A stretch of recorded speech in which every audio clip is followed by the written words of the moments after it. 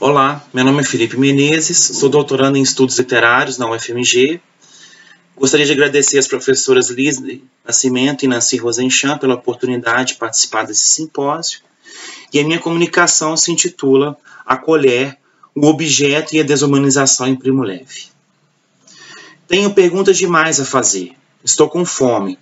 E quando amanhã nos distribuirão a sopa, como é que vou comê-la se não tenho colher? E como é que se consegue uma colher? Primo Levi. Dentre as muitas incertezas que um recém-chegado ao complexo de Auschwitz teve, Primo Levi registra em É Isto Homem que havia um que se destacava. Tratava-se da alimentação naquele lugar inóspito e sombrio. A partir do pressuposto de que o alimento cotidiano seria a sopa, havia necessidade urgente de se obter um utensílio próprio para ingerir, a colher.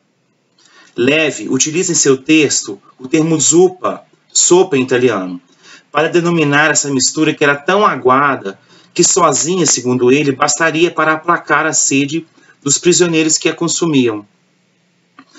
Diante dessa precariedade a que os prisioneiros se estavam submetidos nos campos de concentração, Levi teve a preocupação com a colher, objeto tão banal, mas que no seu depoimento constitui-se como um emblema, uma unidade significativa. Essa comunicação analisa em É Isto Homem a presença recorrente da colher como um elemento que, para além de sua função, no simples ato de comer, o auxílio para levar o alimento à boca acabou sendo utilizado na sua ausência com vários outros propósitos. Como moeda de troca, muito valorizada nos campos, como um instrumento cuja falta serviu para infligir ainda mais sofrimento às vítimas e atualmente, pós-Shoah, como um objeto memorialístico. No espaço concentracionário, onde os prisioneiros foram submetidos a perversas torturas e violência terrível, as relações humanas, assim como as regras de boas maneiras, são distorcidas, o que se pode ser observado em relação ao uso ou carência de objetos corriqueiros, como as colheres, que passaram a ter um valor inestimável. A palavra colher, como substantivo, deriva do latim cochlearium, que trata de um objeto relativo à concha, no formato das conchas. Por definição, a colher é um utensílio de mesa composto de um cabo, cuja extremidade se forma uma parte côncava, usado basicamente para levar à boca alimentos líquidos ou pouco consistentes e empregado em diversas atividades culinárias. Esse objeto, cara à gastronomia, apesar de sua simplicidade, revolucionou o modo do homem de se alimentar. E esse utensílio está presente no cotidiano humano desde o início da civilização. As colheres mais primitivas a que se tem notícia originaram-se de uma cultura da argila, que moldou tigelas com cabos ou hastes arredondadas. Foram utilizados os mais variados tipos de material para a confecção de colheres, desde os mais ordinários, como a madeira, o osso, a cerâmica, aos mais nobres, como o ouro, a prata e o bronze. Somente no século XX, com o desenvolvimento do aço inox, em 1913, que essa invenção proporcionaria a produção de talheres a preços acessíveis para o grande público. A fabricação de talheres em aço inoxidável fornece objetos em material resistentes a altas temperaturas. Além de serem inodoros, característica fundamental, evitando-se contaminações e modificando o sabor dos alimentos a serem ingeridos. As colheres, entre os primeiros e ainda preferidos instrumentos alimentares, parecem, no entanto, ser contemporâneos à sopa. Esse alimento teria se originado na evolução da fervura e do cozimento com pedras em potes de barro. Levi destaca, em seu relato, a insipidez do alimento servido em Auschwitz aos prisioneiros como uma comida quase líquida. A palavra sopa é reiteradamente repetida no texto, o que denota sua importância. Naquele ambiente preparado para a morte, os prisioneiros eram submetidos a uma dieta extremamente pobre, o que, somado ao trabalho extenuante, deixava os prisioneiros enfraquecidos e em estado permanente de fome. A sopa era, como é possível observar, assunto corrente, e a sua expectativa gerava grande ansiedade aos presos famintos. Nesse contexto de absoluta miséria e maus tratos em que se encontravam os prisioneiros em Auschwitz, a colher torna-se um objeto para além de seu uso.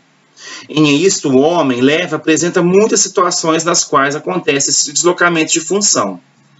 Desde o primeiro momento, quando se chega ao campo de concentração, a necessidade da colher se manifesta urgente, como relata Primo Levi no texto citado em epígrafe. Embora a alimentação no campo fosse baseada em sopas ralas de couve e nabos, o utensílio não estava disponível aos presos, que tinham que encontrar uma forma de obtê-lo.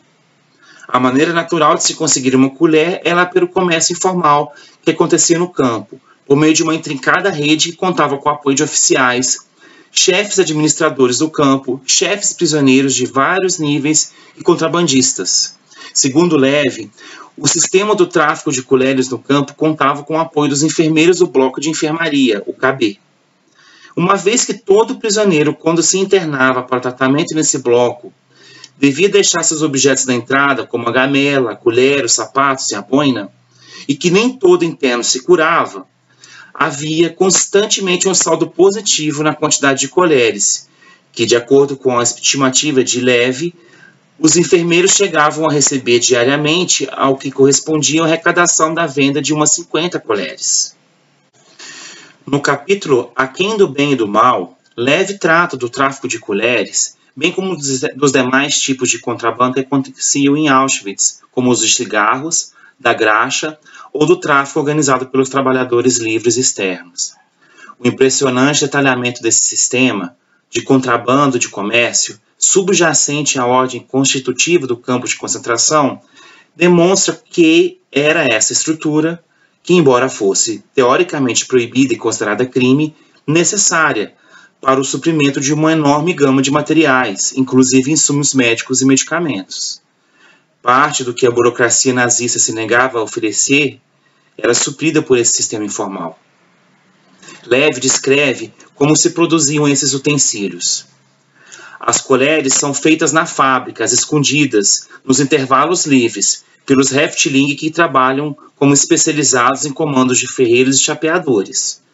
Trata-se de utensílios toscos e maciços, obtidos das chapas trabalhadas à força de martelo, a miúde com o cabo afiado para que sirva ao mesmo tempo de faca para cortar o pão. Os mesmos fabricantes os vendem diretamente aos recém-chegados. Uma colher comum vale meia ração de pão, uma colher faca, 3/4 de ração. A descrição do objeto feita às pressas por trabalhadores pressionados e seu valor no campo oferecem ao leitor um retrato da condição daqueles homens. Para se obter uma colher, o interessado deveria abster-se de alimentar-se, pois nenhuma outra forma de pagamento estava disponível para realizar a compra. O objeto produzido por esses ferreiros e chapeadores em Auschwitz, pela descrição de Levi, parece assemelhar-se à colher produzida pelo sobrevivente Jacob Chain para seu próprio uso, durante seu aprisionamento no campo de trabalhos forçados de Dora Mittenbaum. Chain teria produzido essa colher para si, pois, segundo ele afirma, não foram distribuídos aos prisioneiros. O não provimento desse objeto tinha, assim, o intuito evidente de desumanizá-los, conforme avalia Chain. A ausência do fornecimento desse utensílio, as colheres, a milhares de prisioneiros seria proposital, com a intenção de reduzir ao homem, de desumanizá-lo, obrigando-o a alimentar-se com as mãos imundas ou lambendo ou abocanhando a boca a comida com os animais.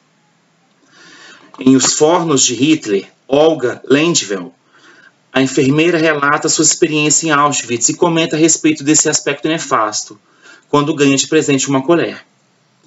Generoso, presenteou as equipes da enfermaria que cuidara dele. Eu não sabia como expressar minha alegria ao receber aquele simples objeto, coisa corriqueira na vida civilizada. Há meses eu comia sem garfo ou colher, reduzida como as outras a lamber a comida da tigela como um cachorro. Por isso a colher me deixou tão feliz. Lengel expressa assim sua alegria ao receber de presente algo tão comum ao cotidiano, na vida civilizada, fora de Auschwitz, ou seja, fora do lugar estabelecido com o intuito da barbárie, da desumanização. A colher transforma-se numa metáfora da civilização. A ausência das colheres, somadas a uma série de outras ausências básicas, bem como os exagerados castigos, verdadeiras penitências às quais sofriam os prisioneiros dos campos de concentração, a tudo isso Primo Levi denominou violência inútil em Os Afogados e os Sobreviventes. Segundo Levi, nos 12 anos hitlerianos, essa violência praticada pelos nazistas em várias instâncias era difusa, com um fim em si mesma, voltada unicamente para a criação de dor, às vezes voltada para um objetivo, mas sempre redundante, sempre fora de proporção em relação ao próprio objetivo. Suas ações eram caracterizadas pela crueldade gratuita com que se davam, pelo excesso, nos quais o limite da represália, já intrinsecamente desumano, foi enormemente ultrapassado. Diante desses excessos, segundo Levi, os presos se sentiam ainda mais debilitados pela impotência e pela sensação de destituição, não só de seus bens, mas de sua liberdade, de suas condições mais básicas para sobreviver. Para Levi, a gratuidade da violência que sofriam os presos teria tão somente a utilidade de degradar ao máximo possível a vítima, a fim de que o torturador sentisse menos o peso de seu crime. No caso da ausência das colheres, Levi cita um fato que justifica sua conclusão. Na liberação do campo de Auschwitz, encontramos nos depósitos milhares de colheres novíssimas de plástico, além de dezenas de milhares de colheres de alumínio, de aço ou até de prata, que provinham da bagagem dos deportados. Não se tratava, portanto, de uma questão de economia, mas de uma intenção precisa de humilhar. O saque sistemático das vítimas, dos prisioneiros dos campos de concentração, foi amplamente divulgado e é frequentemente citado como evidência não só do crime contra suas propriedades, mas também da perversidade nazista. Roupas, dinheiro, comida, remédios, dentes de ouro e até cabelos foram retirados das vítimas, e muitas dessas coisas e objetos foram reciclados para uso pelos nazistas e por seus colaboradores. Todo esse material era recolhido pelo pessoal do Comando Canadá, equipe de prisioneiros que selecionavam e armazenavam os objetos pessoais dos recém-chegados em Auschwitz. A maior parte do resultado das pilhagens, incluindo o ouro das restaurações dentárias, foi remetido para fora de Auschwitz, conforme as orientações do Ministério do Interior do Reich. Essa pilhagem, como é possível imaginar, também se constituiu uma forma de agressão às vítimas. A força desumanizante de um sistema preparado para humilhar e destituir o indivíduo de qualquer tipo de civilidade, dignidade e, por fim, retirar sua própria vida, foi enfrentada com pequenos atos pelos prisioneiros que tentavam a todo custo preservar sua humanidade. Levi descreve em Este Homem alguns momentos em que ele mesmo pôde resgatar um pouco de sua estima, como no capítulo Canto de Ulisses, em que conta uma cena na qual dá pequenas lições de italiano a outro interno por meio dos versos de Dante Alighieri. Um senso de urgência se impõe nesse retorno à humanidade, pois logo poderia ser tarde demais. Entre os mais singelos e simples atos de recuperar essa humanidade, estava a imperiosa necessidade de se encontrar uma colher e se ter a mínima dignidade de se alimentar. A recusa em comer como um animal, lambendo ou abocanhando a comida, seria para Levi uma tentativa de subverter a ordem desumanizante, recuperando um pouco da civilidade. Outro sobrevivente, Shlomo Venezia, tendo conseguido 2 colheres que dividia com seu irmão e seus primos, lembra que era muito útil para raspar bem a tigela e não perder uma caloria vital da comida que nos era distribuída. Comer com uma colher dava a impressão de ter mais comida. Para Venezia, o uso da colher era reconfortante, mesmo que apenas por impressão. O seu relato, bem como o de Olga Lengiel e de Primo Levi, demonstra como a simples presença de uma colher pode recuperar, pelo menos momentaneamente, a condição humana dos prisioneiros, restaurando o mínimo da civilidade, um pouco de higiene, mas em última instância a humanidade roubada. As colheres, assim, cumprem várias funções nesses relatos sobre Shoah, com destaque para Primo Levi, que busca desvendar o mistério de sua ausência. De simples utensílios domésticos para alimentação cotidiana em Auschwitz, distorcidas da realidade comum externa ao ambiente concentracionário, passam a ser moedas de troca, em valorização pervertida pela carência. Adicionalmente, devido à pilhagem sistemática, as colheres compõem com outros objetos roubados o espólio dos assassinados, que geraram fortuna aos nazistas e ainda mais sofrimento para as vítimas. No entanto, ao conseguir vencer uma série de barreiras, os prisioneiros, ao tomar posse de suas colheres facas, feitas clandestinamente amarteladas sobre grosseiro metal, elevam suas condições a que estavam submetidos, mesmo que por uns instantes o retorno de sua dignidade. A essa dignidade assoma-se o som produzido pelas colheres que indicavam ao menos um pouco de paz, como lembra Primo Levi. Agora, todo mundo está raspando com a colher o fundo da gamela para aproveitar as últimas partículas da sopa. Daí, uma barulheira metálica indicando que o dia acabou. Pouco a pouco, faz silêncio. As colheres anunciavam, assim, um momento para o descanso, um breve momento de tranquilidade e ausência de sofrimento físico. Desse modo, as colheres adquirem no relato dos sobreviventes um interesse literário e histórico em favor da memória e continuam sendo resgatadas em escavações arqueológicas. Pilhas desses objetos inanimados, como as pilhas de talheres e sapatos fotografados por Alan Jacobs, seriam, na verdade, o maior legado de Auschwitz. Pilhas, e não pessoas, que se tornam a estética da Shoah, pois elas evocam a ausência das vítimas, a sua morte, além da magnitude da massificação dos assassinatos.